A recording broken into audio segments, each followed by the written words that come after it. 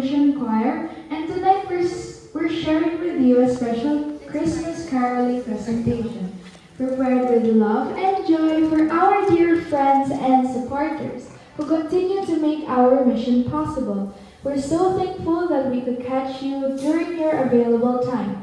This simple performance is our way of saying thank you for your generosity and support.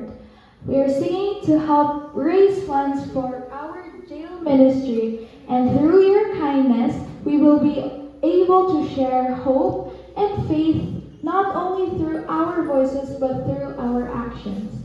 We hope that you will enjoy our presentation tonight. We have prepared 5 songs, and each one carries a special message of faith, hope, and the true meaning of Christmas. So once again, thank you for welcoming us and for being part of this mission.